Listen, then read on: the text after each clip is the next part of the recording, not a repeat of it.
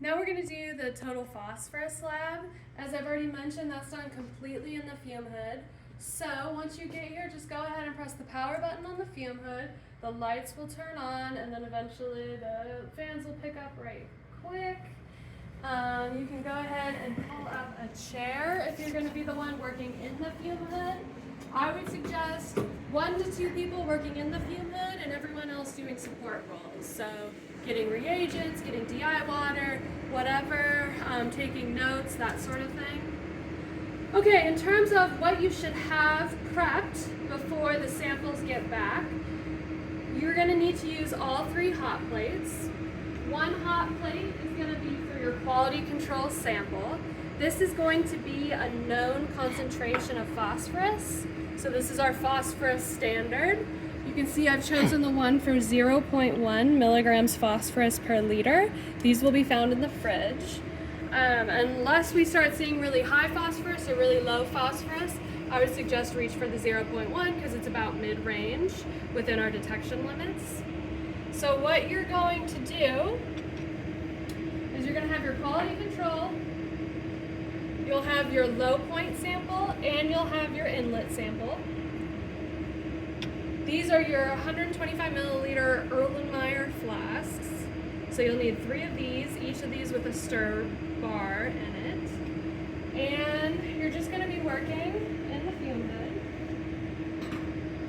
So you're going to use what's called your volumetric flask for 100 milliliters. This is what you're going to use to measure your quality control sample and your 2 Slough samples. So let's do quality control first. Again, I'm working entirely in the hood. So what you'll do is you're going to pour from the sample jar into the volumetric flask. I suggest tilting it as such. And what you're going to look for is you want the bottom of the meniscus to be in line with where the 100 milliliter line is. So you can see I'm a couple milliliters above where I want to be. So I'm just going to dump some out and check again, and to me that is close enough. So now I'm going to pour this in quality control. I'm going to get away from my powder. Okay. So there we go, there's my quality control. You're gonna rinse your volumetric flask with DI water real good, and then you'll repeat that for both of your Slough samples. And now, whoever's your getter or running around for you, they can go ahead and put your phosphorus standard back in the fridge in 114. Okay, and then next step you're going to do is adding the sulfuric acid. This is by far the most dangerous substance in any of these labs. So in order to minimize contamination, I would just have one person whose job is to add the sulfuric acid and they don't touch anything else. So you're going to use what's called a micropipette to add the sulfuric acid. This is 1,000 microliters, which is exactly equal to 1 milliliter, which is how much of the sulfuric acid we're adding. Okay, there is a little bit of a strategy to these. So in order to pull up your sample, first you're going to take one of your pipettes tips. So these are the disposable pipette tips. Okay, you want to make sure that's on there good. Now, you're going to push this down before you, or to get the sample, but there's 2 different pushes. So I'm going to push this down until I get resistance. I'm not going to go any further. And then what I'm going to do, open this up. So push it down until I get to the first resistance, put the tip in the sulfuric acid, pull up. Okay, and I'm trying not to touch the tip on anything else. So move this out of the way. And then I'm going right into the sample. I'm not going to try to hit the tip on any of the edge, I'm just hovering above it. And then I'm going to push down all the way. And I just got to the point where I meet the first resistance, and then I'm going to push again. So you can push all the way in, that will get all of the sample out. Okay? So when you're pulling up, go to first resistance. When you're pushing out, push to the second resistance. Okay? what you're going to do is you're just going to dispose of this pipette tip in the nearest trash can once you're done putting the sulfuric acid in all the samples. Okay? And now you're done with that part. The next thing you're going to do is add in your powdered ammonium persulfate. Okay? This will be measured for you and ready for you. It's 0.4 grams if you're curious. But what you'll do for each sample after you add this sulfuric acid, you take these little weigh boats, dump them right in there, and then this is again going to the trash can. Oh, I forgot to mention, put your sulfuric acid cap on right away when you're done using it. Alright, now we're going to turn on our temperature to 6, and we're going to turn our stir on to 1, the lowest setting. Get it. Nice. Okay, so you're going to add some stirring. You're adding temperature, so what's going to happen is this is going to start boiling. That's why we're keeping it in the fume hood, because there will be fumes. And the whole goal is you're going to boil this until it reaches about 10 milliliters, which is the top of this tape line at the bottom of all of these. So the top, once it reaches around the top of that tape line, that's when you're done. It'll take about 30 to 40 minutes, so you're going to want to get this started as soon as possible. Now we have the heat plate on, so it's going to get really hot, and eventually this whole flask will get hot. So as soon as you have the temperature on, you're not touching the sample anymore until it's done boiling, okay? So we're going to let this boil. We'll do the same thing for the Slough samples. And then once this is done boiling, then we go to part 2 of the lab, I suppose. You'll add a couple more reagents. What it's going to do is the sulfuric acid is going to change any form of phosphorus into phosphate. And then we add in reagents that when mixed, or when they react with phosphate, they form a blue color. So your samples, by the end of the sample, should be some shade of blue.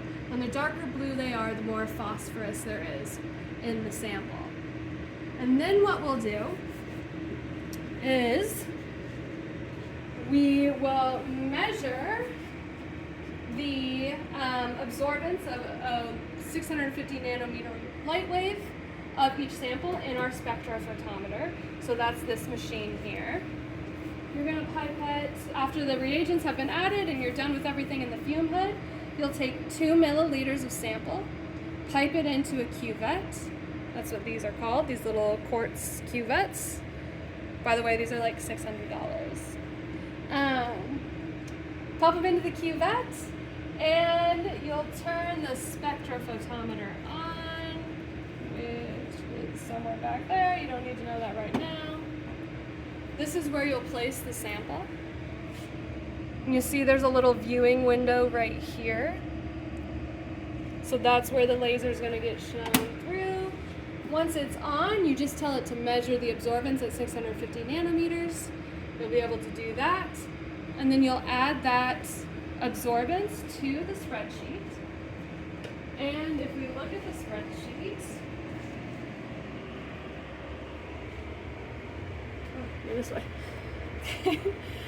You'll have something for quality control, a row for inlet sample, and your row for low point sample. So we know what the actual concentration of the total phosphorus should be of our quality control. We know, or you'll measure the raw absorbance. And then what I've done here is I've created a standard curve ahead of time for you, where with these phosphorus standards, I went ahead and measured their absorbance, and then plotted absorbance versus known total phosphorus concentration to get a curve. R squared of 1, no big deal. But what this will do is it'll say, okay, based on your absorbance that you recorded here, this is going to calculate the measured phosphorus. So we're going to remeasure the quality control just to see how far away we are from what we know it should be.